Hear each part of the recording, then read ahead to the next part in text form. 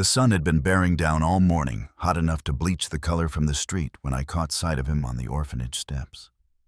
Small frame shoulders bent a cloth bag at his side that couldn't have held more than a shirt or two. He didn't look up when the wind pushed grit across the porch boards, just kept tracing lines in the dust with a stick. My boots slowed without thinking, though I'd only come into Dry Creek for a load of fence posts and a sack of nails. Martha Hale stepped out from the shade, her eyes fixed on me, in that way a person has when they've already decided something for you. The boy still didn't move, and in the stretch of silence between us, I felt the weight of a choice I hadn't planned to make. Before I tell you what happened next, let me know where you're listening from in the comments, and tap like and subscribe if you've ever stood at a crossroads where one decision could change the whole course of your life. My name's Elias Rourke. I was born the third son to a ranching family that ran cattle on open range outside San Angelo, before the rail lines cut the land into parcels and drove the price sky high. My father was a man of habit, up before first light, scripture read before breakfast, work done before the sun was at its highest. My mother kept the home warm and the table open to anyone passing through, neighbor or stranger, so long as they came honest. I learned young that a handshake could be as binding as any contract, and that a man's worth was measured by how he stood by the people under his roof. Life taught me hard lessons quick. Good years came and went with the rains, and in bad seasons you made do with what you had, patching harness, instead of buying new, saving every penny from calf sales just to keep seed for the spring. When I married Sarah, we built our own place out past the last cottonwood along Dry Creek. It wasn't much to look at, but it was ours, and the sound of our daughter Emma's laughter made even the leanest times feel rich. Then the fever came through, took them both in the span of a week. After that, the house went quiet. I let the fences sag, the shutters warp, the garden go to weeds. Folks in town said I'd turned into a ghost on my own land. Dry Creek had changed too. The old general store had a polished counter now and higher prices to match. Land speculators came through with shiny boots and city talk buying up homesteads from folks too tired to fight. You could feel the air shifting neighborly ways, giving ground to ledger books and quick profit. I kept to myself, riding into town only when I had no choice. That morning I'd been thinking only of repairs I couldn't put off any longer. But then Martha stepped into my path, her voice low, telling me no one else would take the boy. She said his name was Tim, that he'd lost his folks in a fire 6 months back, and hadn't spoken a word since. I glanced toward the porch again, and this time the boy's eyes met mine. There was no pleading in them. No spark of hope, just a quiet recognition, like one weathered piece of timber knowing another. I shifted my weight, meaning to walk on, but the sound of Martha's footsteps followed me across the yard. By the time I reached the gate, I already knew I wasn't leaving alone. Still, there was one thing I needed to be sure of, and I turned back toward her to ask. Martha didn't waste any time. She stepped off the porch and called to the boy, her hand closing around that worn cloth bag before he could even rise to his feet. "Tim, this here's Mr. Rourke. You'll be going along with him now," she said, as if the decision had already been made. Tim stood small and thin, his boots dusty and too large for him. He didn't look at her, didn't look at me, just followed as she led us toward my wagon. The bag couldn't have weighed more than a few pounds, yet he clutched it with both hands, like it might be taken from him. I helped him onto the wagon seat, the boards creaking under his light frame, then took the reins. The horses shifted, eager to get moving. As we rolled away from the orphanage, the town's sounds faded, the hammering from the blacksmith's shop, the murmur of voices outside the general store, the clanging bell from the livery. Tim sat stiff beside me, eyes fixed straight ahead, his fingers curling tight against the splintered edge of the seat. The road home stretched empty under the midday sun, ruts baked hard from weeks without rain. Grasshoppers clattered out of our way, and the only other sound was the slow clop of the team's hooves. After a mile or so, I glanced sideways. Tim hadn't moved. Shoulders hunched, chin tucked down, he rode like someone braced for a jolt that never came. I didn't speak. Words seemed like they'd only crowd him further into himself. When we turned into my lane, the spread came into view. The place had gone tired these last years, paint peeling from the house porch boards, warped from weather barn, leaning like a man too long in his cups. Fences sagged where posts had rotted through. We pulled up by the porch, and I climbed down the step, groaning under my weight. Tim followed slow, his boots hitting the dirt with a dull thud. He didn't ask about the place, didn't look for a welcome. Just took in the yard, the weathered buildings, the grass grown high where it shouldn't be, and stood waiting. I nodded toward the porch steps. "Go on, and sit a spell," I said. He settled there, quiet bag still in hand. I carried his things inside first, leading him to the front room. The air was thick with dust, and the boards underfoot gave off a low groan with each step. The furniture sat draped in sheets corners, pulled tight as if the house had been buttoned up against visitors. Sunlight filtered through dirt-streaked windows, dull and pale. Upstairs, I took him to the room at the far end of the hall. The door had been closed so long it stuck before swinging open. Inside was a narrow bed and a wooden chest against the wall. The window there looked east, though the light was muted by grime on the glass. "This'll be yours now," I said. He nodded, setting his bag on the bed. I stepped back toward the door, meaning to leave him to settle in, when I heard the faint sound of cloth against wood. Tim was unpacking, moving slow, laying out his few possessions with care.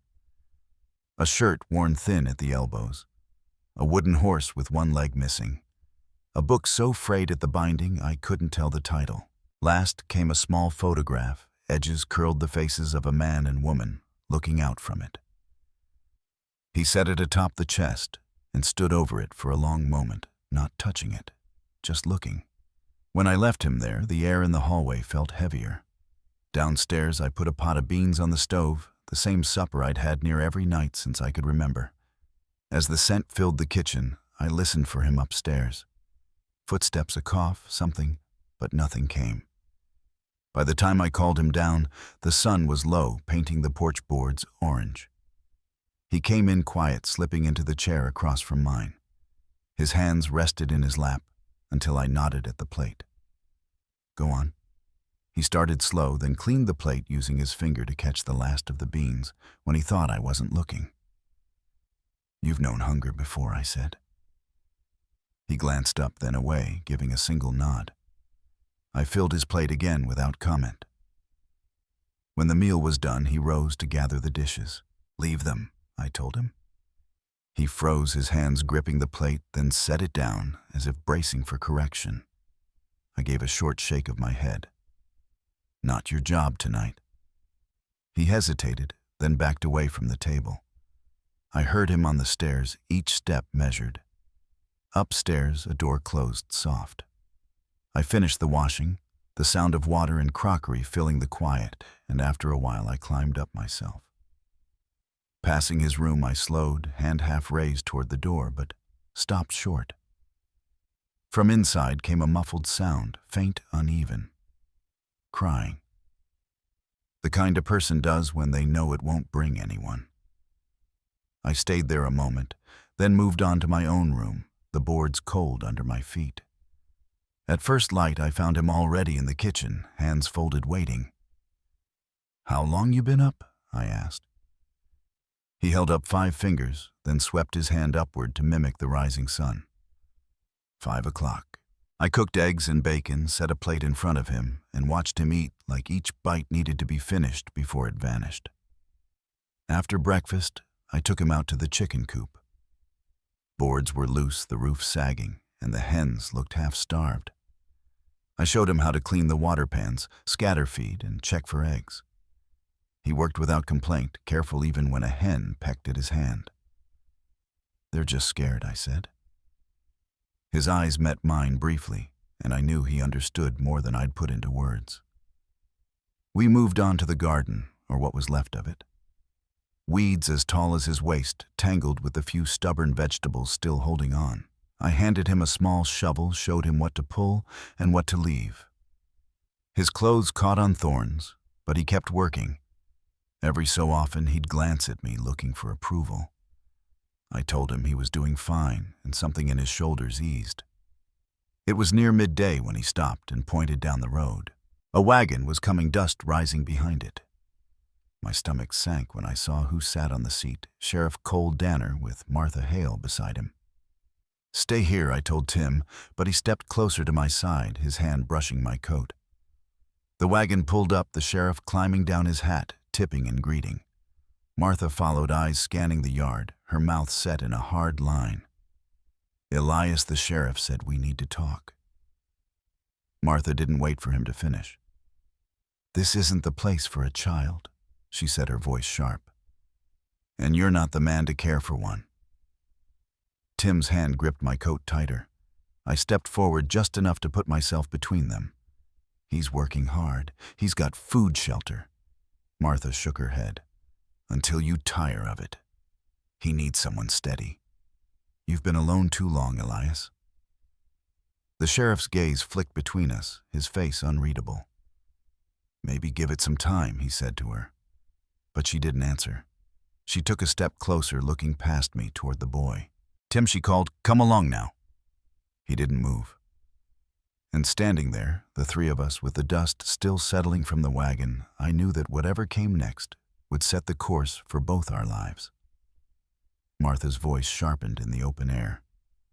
"Tim can't tell us what he wants or needs, Elias. You can't guess at that forever." Her gaze flicked to the boy, then back to me, the set of her jaw daring me to answer. Tim pressed closer at my side, the edge of his sleeve brushing my hand. I crouched enough to meet his eyes. "You want to stay here, son?" His head moved in a small, quick nod. I asked again, slower this time, and got a steadier answer. I rose and faced them both. "He's staying. That's settled." The sheriff shifted his weight boots, crunching the packed dirt. "Elias, you're sure town's not wrong to be concerned?" I didn't look away from Tim. "I'm sure." Martha's mouth tightened, but she didn't argue further. She climbed back into the wagon skirts, brushing the wheel hub. Sheriff Danner touched the brim of his hat. "I'll check back in a few weeks," he said, before following her. The wagon rolled away, the rattle of wheels fading down the lane. The yard was still again, except for the chickens scratching by the fence. Tim stayed where he was, eyes on the road, until the dust had settled. Then he turned and pointed toward the half-cleared garden. We walked back to it, without another word, the sound of our steps on dry soil the only measure of time. 2 days later, we were out by the barn, mending a door that had been hanging crooked since the last windstorm. Tim held a plank steady while I drove nails. A red hen, always mean-tempered, shot past us through the gap. Feathers flew as she ran squawking into the yard. Tim let go of the plank and gave chase. His boots, too big for him, caught in a rut, and he pitched forward into the dirt. I expected him to get up scowling, maybe on the edge of tears, but instead, his shoulders shook. He was laughing, though no sound came. His mouth was open in a grin, eyes shining, the kind of look that belongs to a boy, not a burden. I leaned on the hammer, watching him brush dust from his shirt, before he pointed at the hen, now pecking in a far corner like she'd never left. The rest of that afternoon went easier. Tim started handing me tools, without being asked, bracing boards before I could tell him to. When he thought I wasn't looking, he'd balance on a fence rail or pull faces at the chickens. There was a looseness in his movements that hadn't been there before, as if the ground felt a little steadier under him. That night at supper, he reached across the table and tapped my hand. Then he touched his own chest and looked around the kitchen. I'd learned enough of his ways to read the question, was this truly his place now? "Yes," I told him. "For as long as you want it." His shoulders dropped the tension, leaving him in a quiet rush. Later upstairs, I caught a sound drifting down through the boards. Not crying this time, but a low, tuneless humming. I sat at the kitchen table until the lamp burned low. letting that faint sound fill the corners of the house that had been empty too long. The next morning, the smell of coffee and bacon pulled me from sleep. I came down to find Tim at the stove, standing on a chair to reach the skillet. He'd found one of my shirts and rolled the sleeves up past his elbows. The eggs were done just right, and he served them with a small, proud smile. We ate in the sunlight that came through windows he'd cleaned sometime without my knowing. Afterward, he paused by the porch where an old photograph hung Sarah and Emma taken the summer before the fever. He studied it, then turned to me.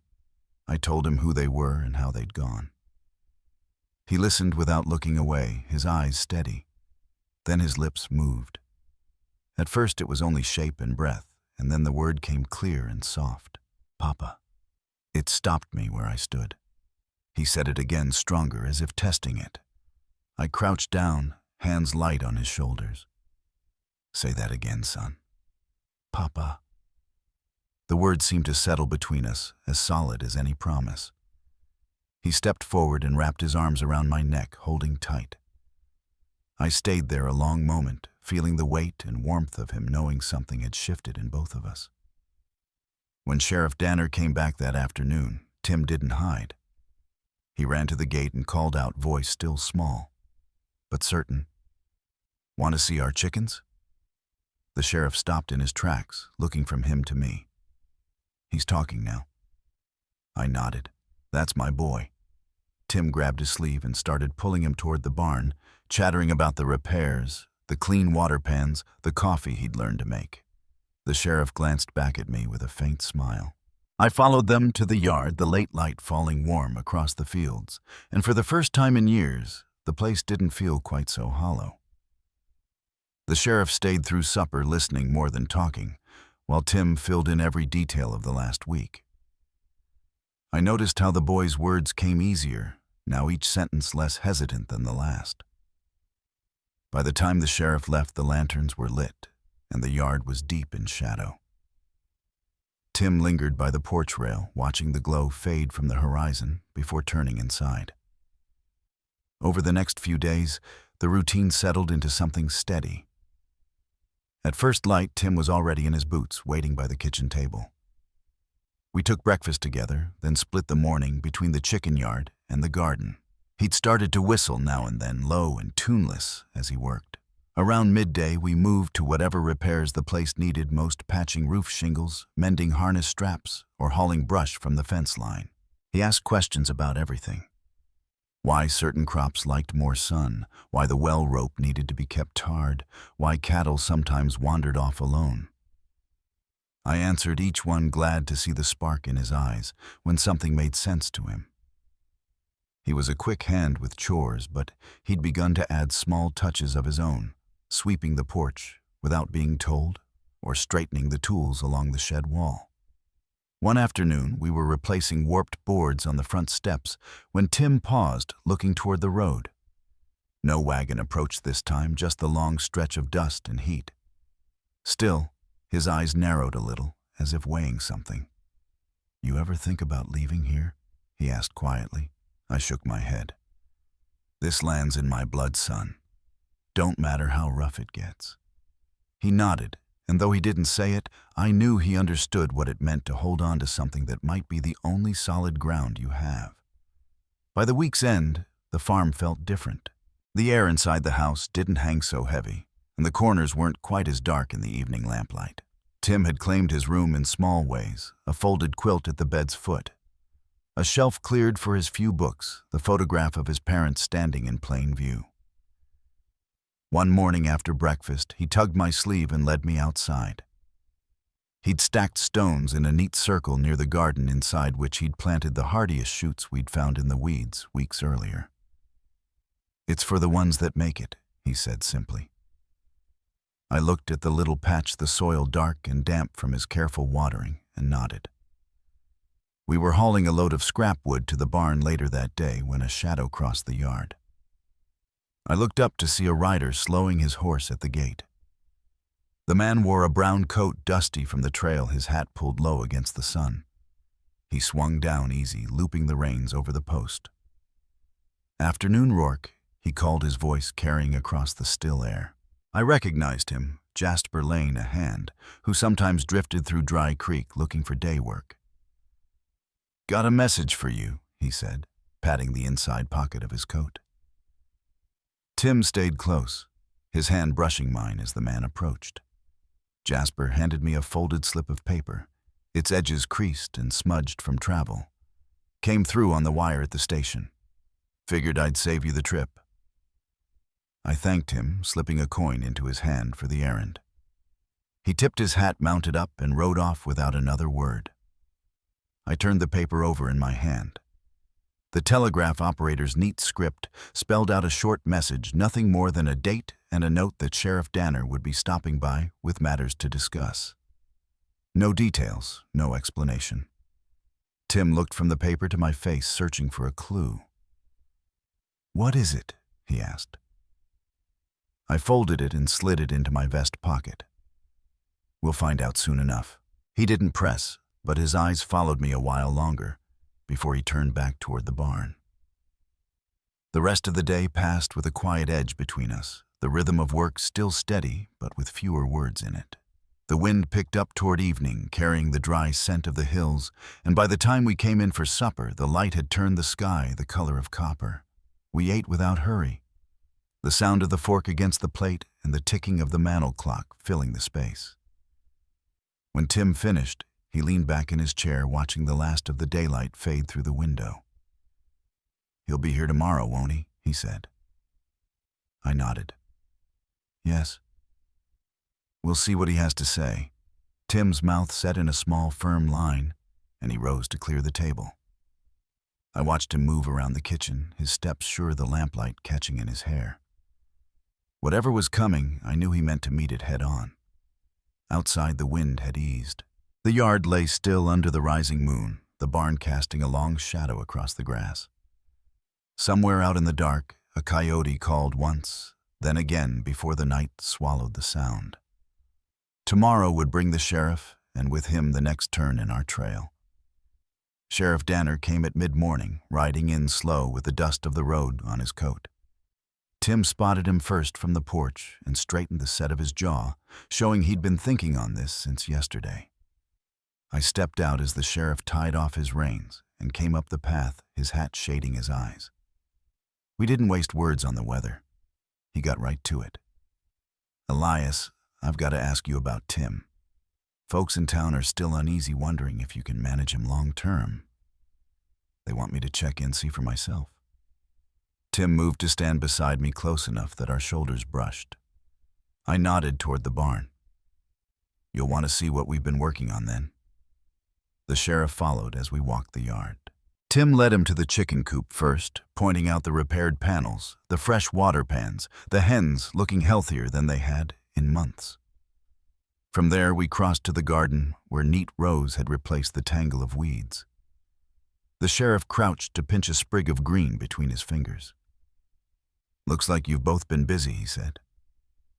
Tim didn't say much, but his eyes stayed fixed on the sheriff, measuring each word. We made our way to the barn, next the new hinges on the main door swinging smooth when Tim pulled it open. Inside, tools were hung in order, harness leather, oiled and supple again. The sheriff's gaze swept the place, then came back to me. Can't deny the boys had a hand in turning things around here.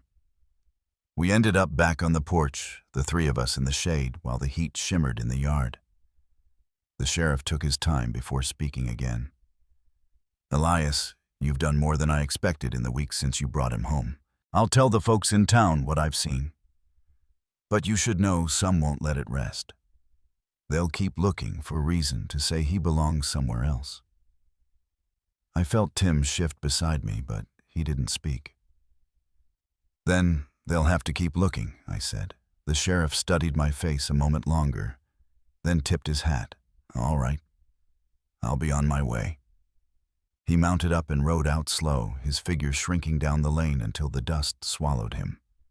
Tim let out a breath, almost too quiet to hear. "You think they'll come back?" he asked. "They might," I said. "But we'll keep showing them what's true." He seemed to take that in his shoulders, settling as we turned toward the house.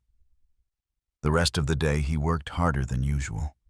We repaired a loose shutter on the north side of the house, then stacked split wood by the kitchen door. In the late afternoon, he brought out the broom and swept the porch without being told, pausing now and then to glance toward the road. When supper came, the air was cooler, a faint breeze carrying the scent of dry grass from the hills. We ate by lamplight, the flame flickering across the table. Tim finished his plate and leaned back, looking thoughtful. "If they come again," he said, "I want to be ready.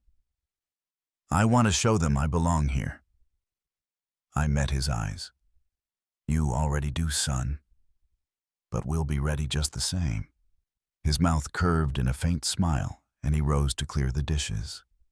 Later, as I stepped out onto the porch, the sun had dropped below the ridge, leaving the yard in a wash of pale blue light. Tim stood by the rail looking toward the road, as if expecting another rider. I joined him, the boards creaking under my weight. We stayed there in the quiet until the first stars showed above the barn. It was then I saw it, a faint smudge of dust far down the road, moving steady toward us.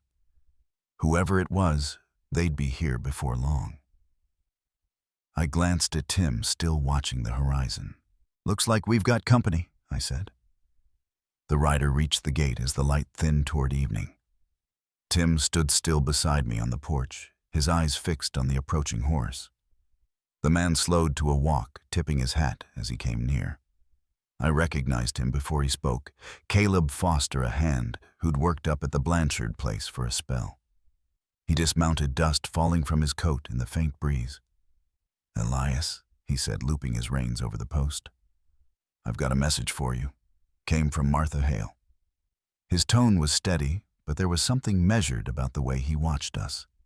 He reached into his pocket and pulled out an envelope, edges bent from the ride. I took it, the paper warm from his hand. Tim stepped closer, close enough to see the writing on the front. Caleb nodded once and stepped back toward his horse. "She asked me to bring it straight, no stops. That's all I know."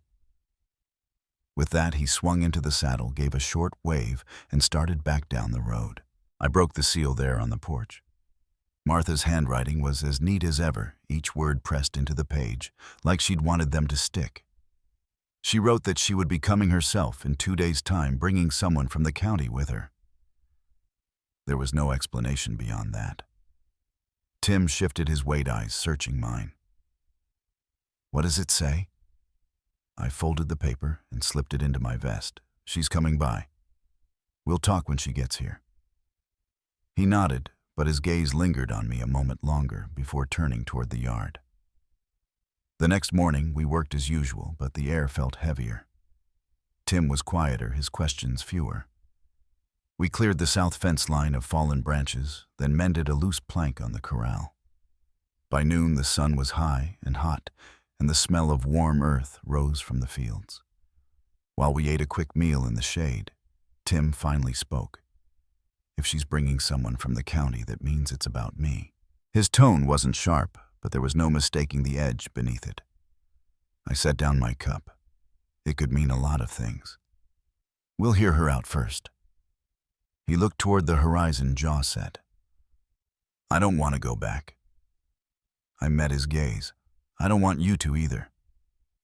That seemed to settle something in him, and we finished our meal without more talk on it. In the afternoon, we turned to the barn, sorting through the last of the scrap timber. Tim worked with quiet focus, stacking boards by length and brushing away sawdust. Every so often, he'd glance toward the road, then back to his work. By evening, the yard was lit in gold, and the air had cooled enough for us to sit a while on the porch. Tim leaned against the railing, watching swallows dart above the fields. "If she tries to take me," he said finally, "what will you do?" I didn't look away from the line of the hills. "I'll do what's right." His eyes stayed on me until I turned to meet them. Then he nodded once, satisfied.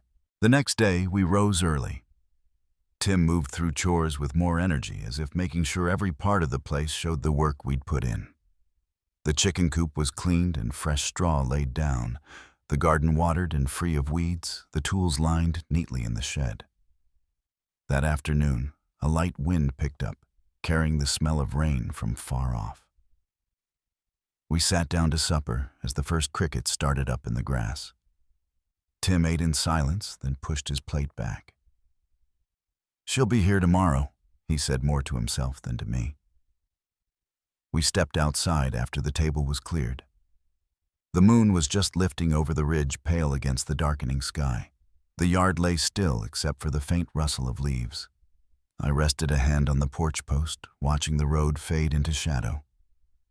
Tomorrow would bring Martha, and with her the county's say in the matter. Martha arrived just past midday, a buckboard rattling up the lane, with another figure seated beside her. The man stepped down first, tall, lean, with the look of someone used to official business. Martha made the introductions. "Elias, this is Charles Denton from the county board." He tipped his hat, his gaze moving over the house, the yard, and finally to Tim, who stood on the porch with his hands resting on the rail.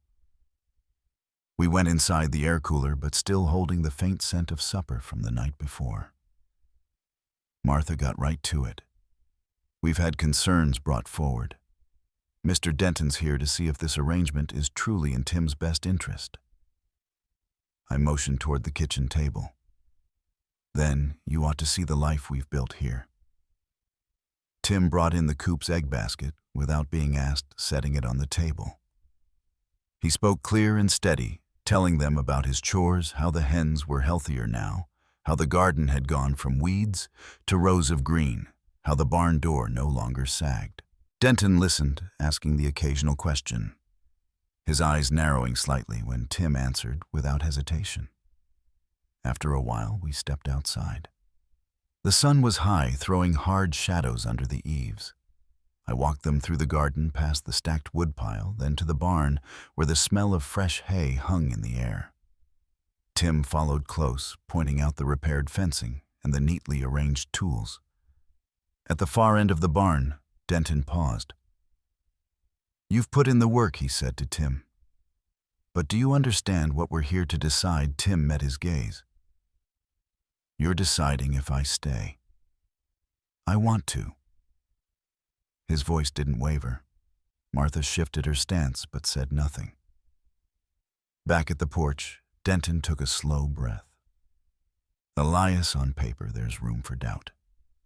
You've been on your own for years, and folks in town aren't quick to forget it. But what I've seen here today, it's not what they've been saying." He glanced at Martha. "I'll write my report to reflect that." Her mouth tightened, but she gave a short nod. "The county will still review it.